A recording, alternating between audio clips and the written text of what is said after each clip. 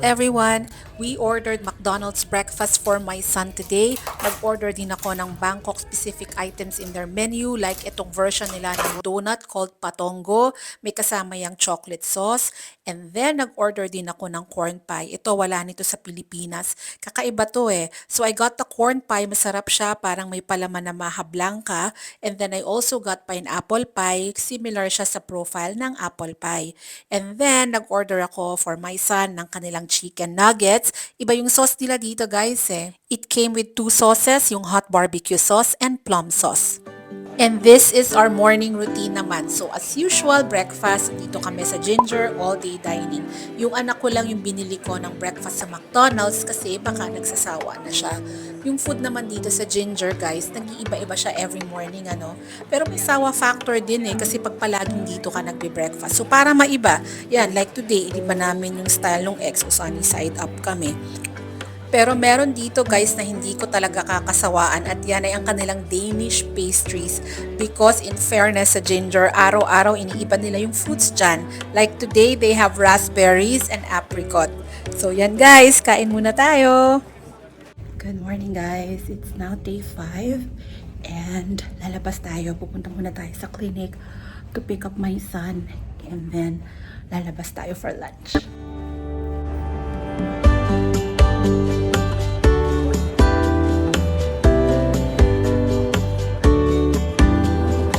Umuulan kanina guys and ngayon ay umaambon-ambon pa rin. So we are adjusting our itinerary today and instead of going out, pupunta na lang tayo sa isang mall. Para stress-free ang travel nyo guys sa Bangkok, always have a plan B lalo na pag rainy season.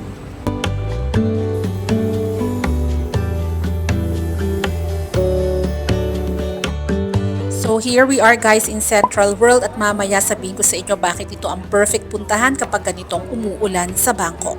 And before tayo umikot guys, kain muna tayo kasi late na at hindi pa kami nagla-lunch.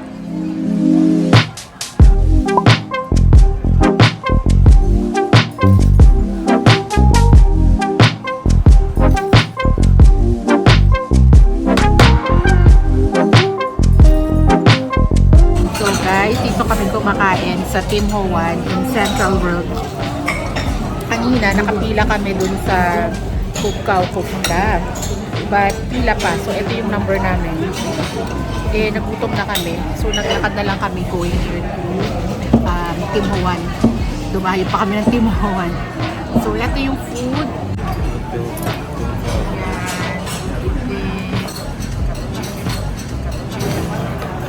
Yes, gutom na gutom si Bebe.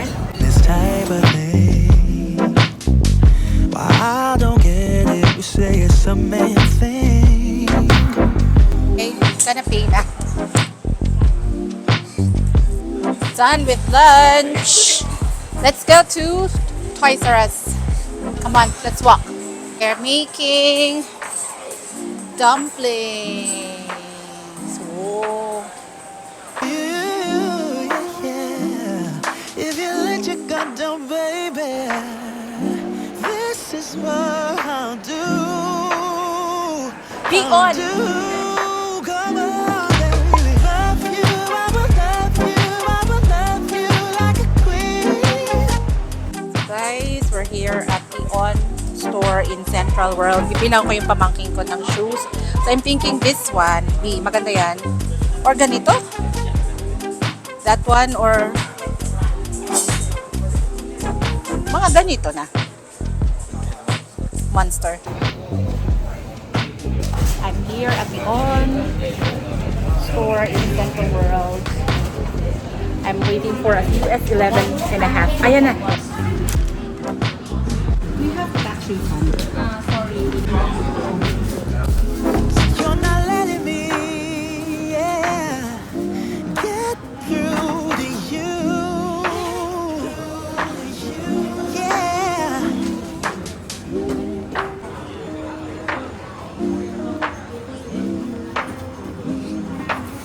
Got it. Let's go. I got the goods. So we're here again at the Toys R Us Central World naman ngayon.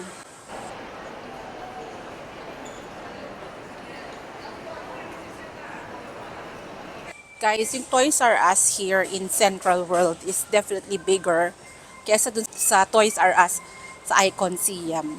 Mas malaki to, mas maraming choices for toys. So guys, naalala nyo yung sinabi ko doon sa sa packing vlog, nasabi ko na mahirap pumunta dito pagka rainy season kasi nga you make plans tapos yung plan mo hindi nasusunod. Today is an example kasi meron kaming plano na puntahan pero umuulan. So naglakad na lang kami papunta sa mall. Ang hirap kasi pagka umuulan, even though basta ganito guys, basta umuulan dito sa Thailand, talagang isipin nyo na lang na napakahirap mag-taxi.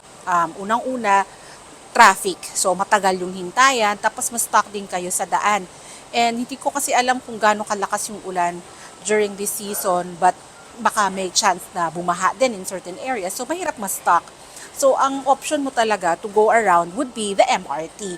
Or better yet, lakad-lakad ka na lang dun sa mga connecting na bridge, like yung R-Walk. Tapos dun sa mga mall sa paligid ka na lang pumunta, which is what we're doing now. So from the hotel, naglakad lang kami dun sa R-Walk, and then nagpunta kami dito sa Central World. Sana pag tila na mamaya, pag hindi na umuulan, try natin kung pwedeng maglakad. Alam mo, medyo sa itinerary ko, sa evening, may isa pa kaming pupuntahan na parang night market or parang street na usually outdoor yung mga restaurants, but I don't think makakapunta pa kami kasi muulan. Muulan today. Nakabili na ako ng shoes. Pakita ko naman sa inyo kanina, nandun ako sa loob ng On Shoes, On store here. So yan, bumili tayo ng shoes for my nephew. Pasalubong ko. Yun lang.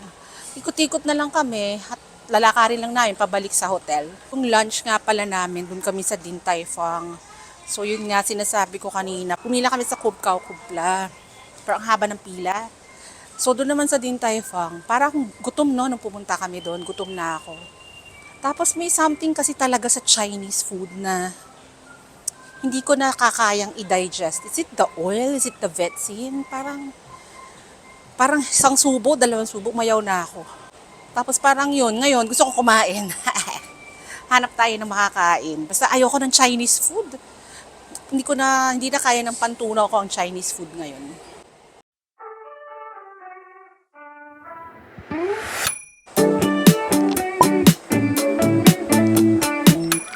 This is it! Come on, we're going to fried. There you go. This is a fried banana-rama. Guys, here's a Central World. There's fried banana-rama.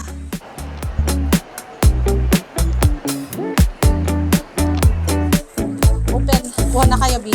Kuha na kayo dyan. This is the fried banana. Banana. Eating a Michelin fried banana. Hindi ko gusto.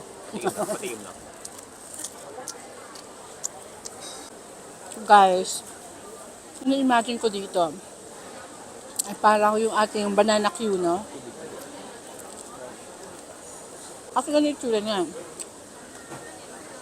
This is banana, sinuk sa butter, then deep fried. Yung konting sweetness, may sesame seeds. Okay lang, pero okay lang, sakto lang. Hindi ko gets, bakit siya Michelin? Sakto lang eh. Ano bilhin natin? Gusto ko noon coconut shake. Wait lang, mabili akong coconut shake.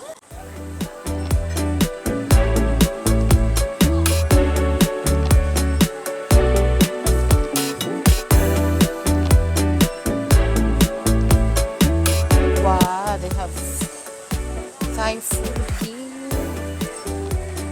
So guys, kung gusto nyo bumili ng ulam, you can buy food na here. Katap na sa rice.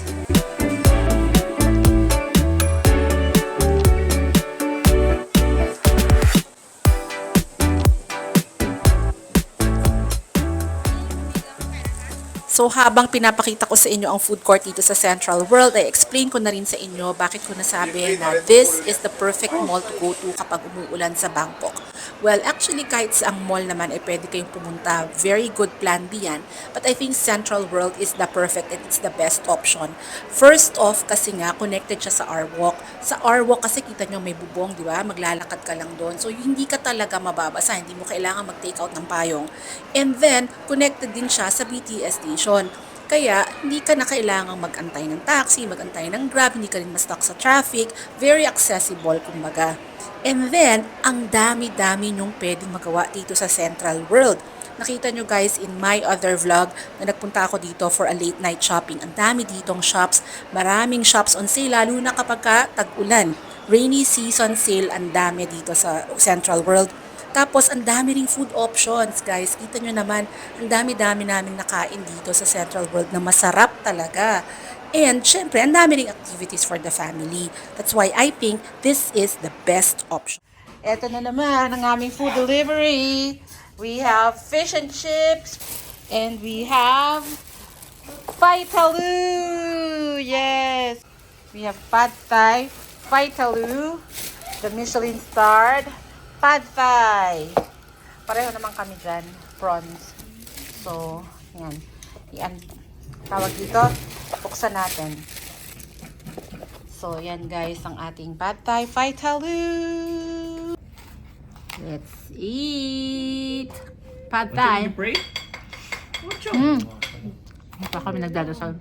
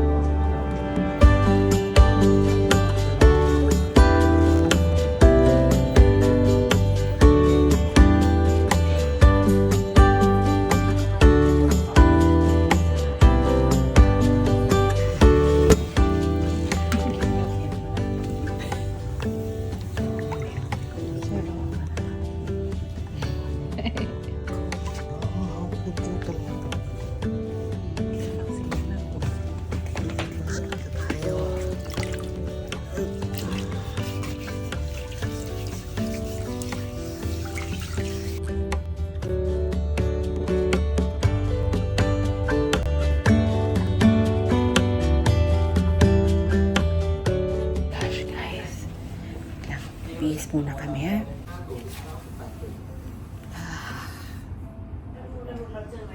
How was it? No. Let's go.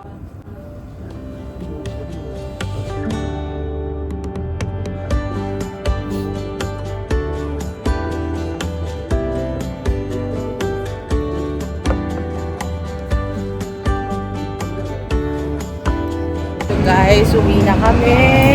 Guys, tapos na ang aming massage. Ay, sarap. Ay, nako, sarap ang pamassage, guys. I'm back sa aming hotel and yun, so today, very quick lang naman yung ginawa namin. Kasi nga, usually, sa umaga, meron na kaming ginagawa. Hindi ako nakakagala. So, the earliest that we can go out ay mga around 1 p.m. Kasi yan yung tapos na yung mga kailangan namin gawin sa clinic. So, from 1 p.m. today, nag-Central World tayo. And then, bumalik tayo sa hotel hapon na. Tapos, yan, nagpa-deliver tayo ng dinner. Vitalu, it's a Michelin, nasa Michelin guide na pad thai yan. And very popular yung Vitalu. Tapos, nagpunta tayo sa labas. Lumabas tayo dito sa may Chitcom Station for a massage. So, yan yung ganap natin today. Actually, may plan ako originally na lalabas tayo, but maambon kasi today. So, hindi na lang namin tinuloy yung activity sa evening. Anyways, guys, I'm going to end the vlog here, and I just want to say thank you guys for watching, and I'll see you in the next one. Bye and good night.